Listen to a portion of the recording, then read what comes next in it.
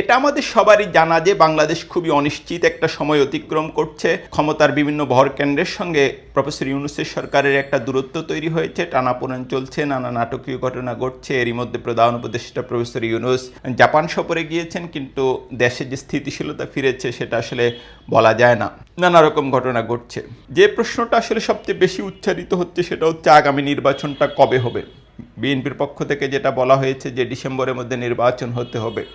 আপনারা নিশ্চয়ই খেয়াল করেছেন বিএনপির ভারপ্রাপ্ত চেয়ারম্যান তারেক রহমান এ ব্যাপারে খুব স্পষ্টভাবে কথা বলেছেন। অন্যদিকে সরকারের যেটা বক্তব্য যে প্রফেসর ইউনূসের যে বক্তব্য যে ডিসেম্বর থেকে জুনের মধ্যে নির্বাচন হবে, এবং আজ যে আমি আলোচনাটা করব সেটা আসলে একটা অনিশ্চিত আলোচনা, এটা একটা প্রেডিকশন বলতে পারেন। কারণ আসলে প্রফেসর ইউনূস নির্বাচন কবে হবে সেটা যেমন একটা বড় প্রশ্ন, এখন প্রফেসর ইউনূসের সরকার কতদিন থাকবে সেটাও কিন্তু খুব গুরুত্বপূর্ণ প্রশ্ন। কতদিন থাকবে বলতে আমি কোনোভাবেই সংশয় প্রকাশ করছি না যে 26শে জুনের পরও এই সরকার থেকে যাবে। এটা বাংলাদেশের রাজনৈতিক পরিমণ্ডলে নানা বুদ্ধিজীবিতায় এটা একটা বলা হয়ে থাকে যে এই সরকার অনেক দিন থাকতে পারে, কিন্তু ইউনূসের খুব ঘনিষ্ঠ বিভিন্ন সূত্রে আমি অনেকবার এটা চেক করে দেখেছি যে সরকারের দীর্ঘদিন ক্ষমতা থাকার আসলে পরিকল্পনা নেই। কিন্তু যেটা হচ্ছে একটা গুরুত্বপূর্ণ প্রশ্ন, রাজনীতিতে আসলে বিশ্বাস অবিশ্বাসটা খুব গুরুত্বপূর্ণ।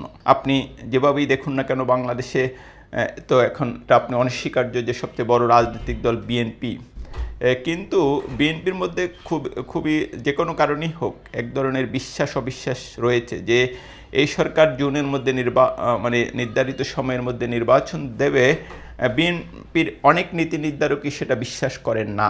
বিএনপির খুবই গুরুত্বপূর্ণ একটা সূত্র আমাকে এটা নিশ্চিত করেছে যে বিএনপির হাইকমান্ড প্রফেসর ইউনূস সরকারের উপর অত্যন্ত ক্ষুব্ধ এবং হতাশ। এবং আমরা যেটা দেখছি এটা পরিষ্কারভাবেই বলছে বিএনপির পক্ষ থেকে যেটা বলা হয়েছে যে সর্বশেষ মিটিংয়ের পরও নির্বাচনের কোনো স্পষ্ট রোডম্যাপ না পাওয়ায় তারা হতাশ। পুরো পরিস্থিতিতে আমরা যেটা দেখছি জামাত এক ধরনের দুতিয়ালির চেষ্টা করছে। তারা প্রফেসর ইউনূসের সঙ্গে ইউনূসের সরকারের সঙ্গে যেমন বৈঠক করেছে তেমনি সেনাবাহিনীর সঙ্গেও তাদের একটা বৈঠক হয়েছে, কিন্তু আসলে জামাত একা নয়। জামাতের বিষয়টা সামনে এসেছে, আরও অন্তত দুটি রাজনৈতিক দল বিভিন্ন গুরুত্বপূর্ণ ব্যক্তিদের সঙ্গে বৈঠক করছেন, সেটা একটি সূত্র আমাকে আগেই নিশ্চিত করেছিল। সেটা আমি আমার একটা শোতে বলেছিলামও। আরেকটা কথা বলা দরকার যে আরেকটি সূত্রে জানতে পেরেছি যে অন্তর্বর্তীকালীন সরকার প্রফেসর ইউনূসের সঙ্গে জামাতের যে দুই প্রতিনিধির বৈঠক হয় সেখানে শুরুতে তো আরও কয়েকজন উপস্থিত ছিলেন, কিন্তু বৈঠকের এক পর্যায়ে শুধু ইউনূস সাহেবের সঙ্গে একা কথা বলার ইচ্ছা ব্যক্ত করেন জামাত নেতারা, এবং জামাতের দুই নেতা কিছুক্ষণ প্রফেসর ইউনূসের সঙ্গে একাই কথা বলেন। সেখানে আসলে ঠিক কী আলোচনা হয়েছে সেটা আমি নিশ্চিত করতে পারছি না। তবে নির্বাচনের দুটো সম্ভাব্য সময়সীমা নিয়ে এখন খুব আলোচনা হচ্ছে পর্দার অন্তরালে।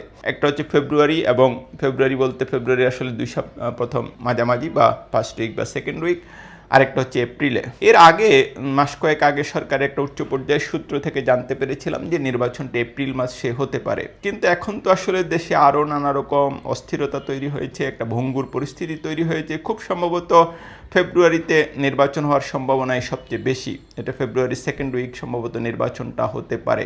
এটা আমি বলে নেই, এটা কোনো নিশ্চিত কোনো তথ্য নয়। এটা বিভিন্ন সূত্র যেসব তথ্য দিচ্ছে সেটার একটা পর্যালোচনা করে আমার এটা মনে হচ্ছে। এটা নিশ্চিত নিউজ হিসেবে আপনারা নেবেন না। যেটা হচ্ছে যে জামাতের পক্ষ থেকেও এরকম একটা প্রস্তাব দেওয়া হয়েছে যে নির্বাচনটা যেন ফেব্রুয়ারিতে অথবা এপ্রিলে হয়, এবং এই প্রস্তাব নিয়েও দীর্ঘ আলোচনা হয়েছে। শুধু জামাত একা নয়, আরও কয়েকটি রাজনৈতিক দলের পক্ষ থেকেও এটা প্রস্তাব দেওয়া হয়েছে যে নির্বাচন যেন ফেব্রুয়ারি মাসে হয়। বিএনপির একজন প্রভাবশালী নেতা আব্দুল আল মিন্টুর সঙ্গে মাসখানেক আগে আমার যে আলাপ হচ্ছিল সেখানে তিনি জোর দিয়ে ডিসেম্বরের মধ্যে নির্বাচন চাচ্ছিলেন, কিন্তু তিনি যেটা বলেছেন এটা যদি 15 দিন 20 দিন পেছায় তাহলে তো আসলে মহাভারত অশুদ্ধ হবে না বা কোনো বড় কোনো সংকট তৈরি হবে না। এবং আসলে ফেব্রুয়ারিতে নির্বাচন হলে বিএনপি সে নির্বাচন মানবে না এমন কোনো পরিস্থিতি নেই। কিন্তু যে কোনো কারণেই হোক বিএনপির সঙ্গে সরকারের আসলে দূরত্বটা বেশ বেড়ে গেছে, এবং এক ধরনের অনিশ্চয়তা অবিশ্বাস সেখানে তৈরি হয়েছে। এবং সরকারের ক্ষমতার অন্যতম একটা প্রধান ভরকেন্দ্র বিএনপি যদি এই ব্যাপারে আসলে দ্বিমত পোষণ করে বা সরকারের উপর চাপ বাড়াতে থাকে, পরিস্থিতি সম্ভবত খুব ঘোলাটে হতে পারে। এটা আসলে শেষ পর্যন্ত কারোর জন্য সুখকর নয়, বাংলাদেশের জন্য সুখকর নয়। এবং বাংলাদেশে যেটা হয়, নানা রকম ষড়যন্ত্র তত্ত্ব থাকে, যেমন এখন তো এটা অনেকটাই পরিষ্কার যে করিডোরের ব্যাপারে বাংলাদেশের কোনো প্রভাবশালী কোনো শক্তি একমত নয়, বিএনপি একমত নয়, জামাত একমত নয়, সেনাবাহিনী একমত নয়। তাহলে ইউনূস সরকারকে হাওয়ার উপর সেটা দেবে কিনা, এবং জাতিসংঘের তত্ত্বাবধানে কি আসলে কোথাও এভাবে যুদ্ধের ক্ষেত্র তৈরি করা যায় কিনা, এটা আমেরিকার কোনো ভূমিকা থাকতে পারে, সেটা থাকতেই পারে, ভারতের কোনো ভূমিকা থাকতে পারে, চীনের কোনো ভূমিকা থাকতে পারে, কিন্তু রাষ্ট্রপুঞ্জ কোথাও এরকম ভূমিকা রাখার কি আসলে সুযোগ আছে? করিডোরের বিরুদ্ধে বাংলাদেশের একটা অবস্থান পরিষ্কার। বন্দর নিয়ে আমার ধারণা আরও চিন্তা করা যেতে পারে, সেটা খুব বাস্তবিক চিন্তাও হতে পারে। কিন্তু এই যে নানা রকম ইস্যুতে একটা অনিশ্চয়তা, আসলে এটা একটা প্রধান ইস্যু আছে, সেটা হলো ইসলামীদের যে এক ধরনের উত্থান দেখা যাচ্ছে, সেটার কারণেও নানা রকম শক্তি এক হচ্ছে। সেটা নিয়ে আমি নিশ্চিতভাবে পরবর্তীতে একটা ভিডিওতে আলোচনা করার ইচ্ছা রাখি। কিন্তু আজকে যেটা আমার আহ্বান থাকবে যে বিএনপি এবং সরকারের মধ্যে একটা সমঝোতা হলে, এবং সশস্ত্র বাহিনী তো সরকারের সঙ্গে সমঝোতার ভিত্তিতে যদি বাংলাদেশটা এগোয় সামনে, সেটাই বাংলাদেশের জন্য সবচেয়ে ভালো। আর ফেব্রুয়ারিতে নির্বাচন হলেই সম্ভবত সেটা একটা উত্তম বিকল্প।